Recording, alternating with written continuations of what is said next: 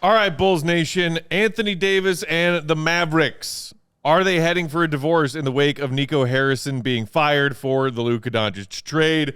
There have been rumors swirling everywhere on NBA Twitter for the last week or so. No substantial reporting suggesting that AD might be on his way to Chicago. But there is some substantial reporting that the Mavericks, in the wake of Nico Harrison's dismissal and the AD and Luka trade being his idea, might mean let's focus on Cooper Flagg in the future instead of this championship window that doesn't exist with an injured AD and an injured Kyrie. So, of course, Bulls fans are asking themselves and each other that big question.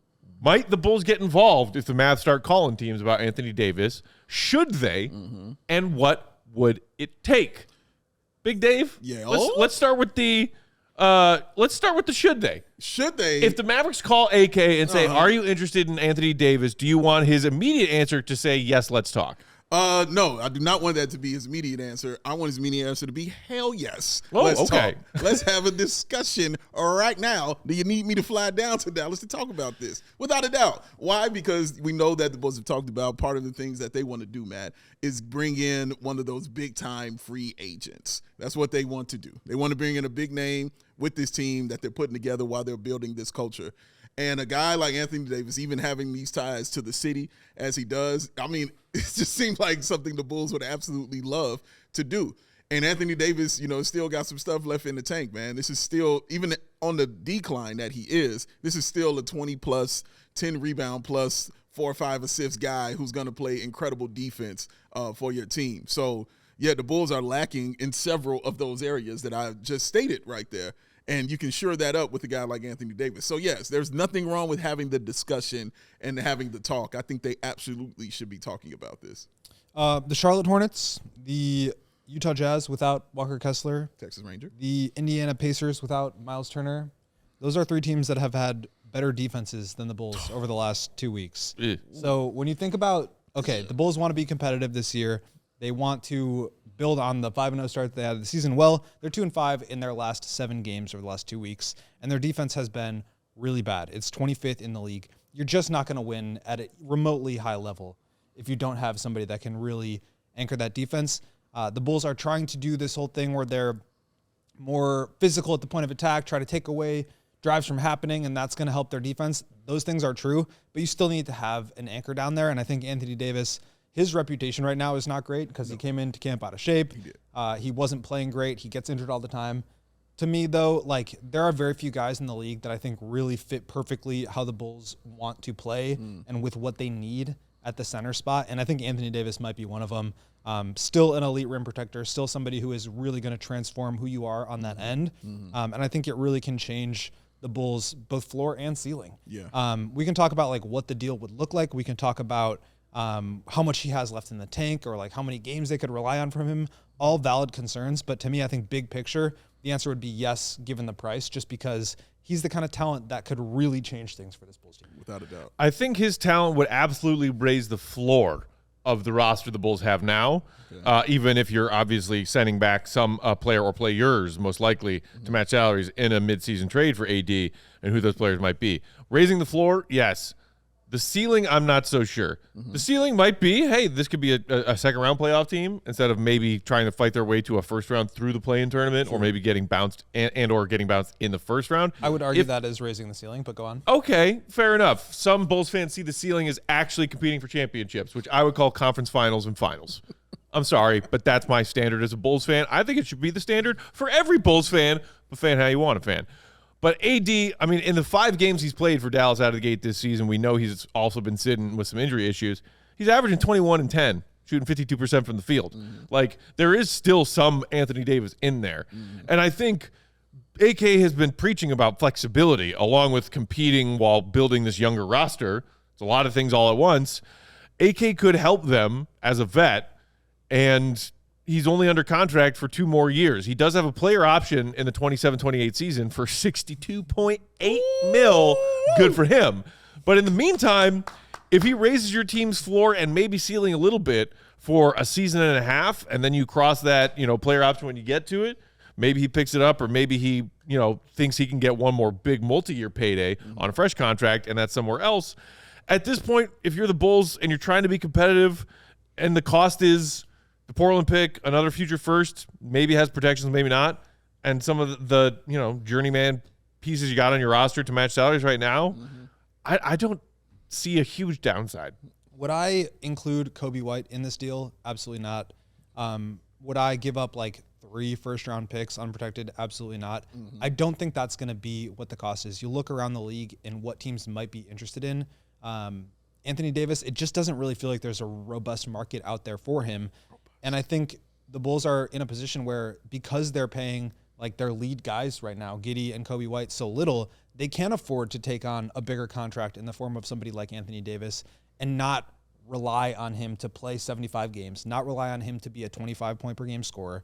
He can just kind of come along the season, hopefully be ready for the playoffs. I think that's the big key, and just be additive. Like, the Bulls are basically not getting any defensive presence right now out of their 5 spot. I mean, I do think Vooch is like trying to be in the right spots at the right time, but I'm talking about like legit game-changing defense. And I think Anthony Davis could give you that. And to me, that does raise the ceiling. And then you think about the offensive fit where he can trail the play. He can come in behind the, play and attack closeouts. He can shoot a little bit. His shot has not been great over the last couple of years, but he's still someone that you worry about there. And then also, I mean, the pick and roll with Josh Giddey, him rolling to the basket and catching lobs would be awesome. So I think the basketball fit works really well. I think the money is obviously pretty daunting, but since the Bulls have so much flexibility, they can absorb it. And if you're the Mavericks and you're looking for sort of a reset around Cooper Flagg and maybe Derek Lively, they're kind of 2 young core pieces. The Bulls have some expiring contracts, maybe some young players that they might be interested in. I don't think this is going to cost you an arm and a leg in terms of draft picks. If it were, then I would just not be interested, but I just don't think that would be the case. Yeah, I'm with you on that. And also, just the things he can teach the young guys who are here is what I think of. Yeah. Because the 2 main guys that are going to be directly tied to the Bulls' future are 2 guys who I'd look at defensively, and that's Modest Buzelis and that's Noah Essengay.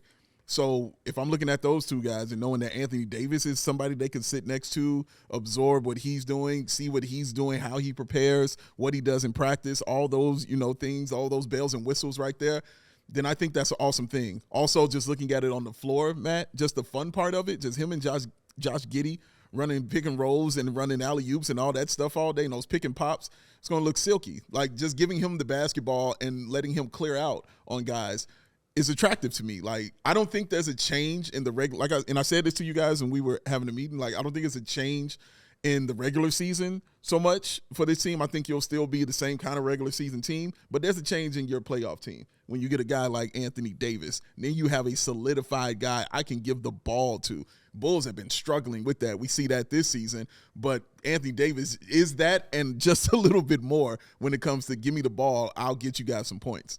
It does make an interesting question of if they were to do this, and obviously Josh Giddey was not a part of the trade and still here and running things, could Anthony Davis fit into this young team that wants to run for 48 minutes?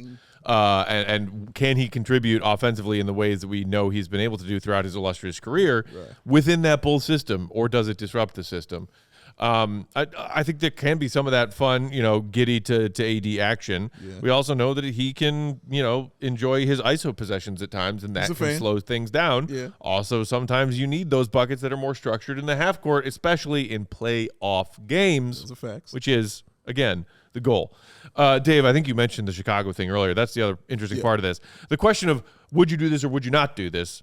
I think from the Bulls ownership suite, they would say, heck yeah, because he'll probably make us better. He'll probably add a few wins. He might get us to more playoff games. And his name and his face are going to put butts in the seats, and they're going to have jerseys flying off the shelves. Shout out to Dwayne Wade. Shout out to Jabari Parker. We know that the Reinsdorfs are on board with this. Heck, we got Io here. Yeah. We got Modest here. Yeah. We got Javon Carter here. Yeah. They love themselves some Chicago tie people on their team. Shout out Freeman Liberty. The question that's bigger, I think, because I think if AK went to ownership and said, I want to trade for AD, are you guys on board? He could convince them to do it. The question is would AK do it?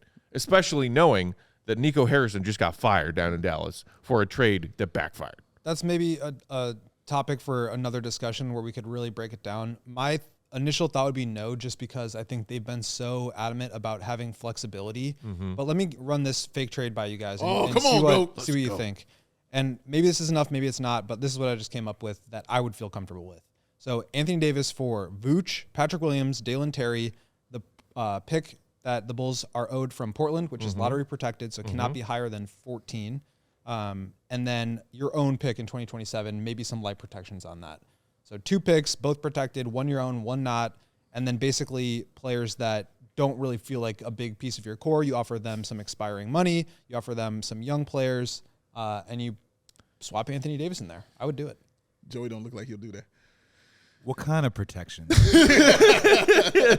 We say like Good top ones. 4 protected in case we just slide into the boozer. So I wouldn't do the No, pick not this this year. season. I would not do the pick this year. 27. Yeah. Because of what Dave has been preaching, which I think is totally true, that you do not want to sacrifice a chance at top pick this year. Yeah. Don't do But it. 2027 first round pick, top 4 protected, let's say. Yeah.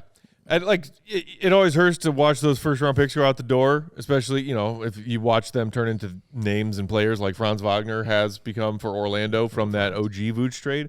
But so long as the name Modest Buzelis is not one of the names on the list getting sent down to Dallas in that trade, and those are the 2 picks, including the one from Portland, You'd be all right. I'd say yeah. Okay. And even Noah. I mean, I wouldn't probably put Noah in there. But I think this is the kind of guy who, at this point in his career, given everything going on around him, you could get him a little cheaply. And that's why I think he would be potentially available. All right, well, we'll keep an eye on this if there's any more words coming out of Dallas about the future of Anthony Davis. In the meantime, make sure you subscribe to CHGO Sports YouTube channel for all of our full-length episodes and live post-game shows for every game this season. See, Red, be good. Jabari Parker. Peace.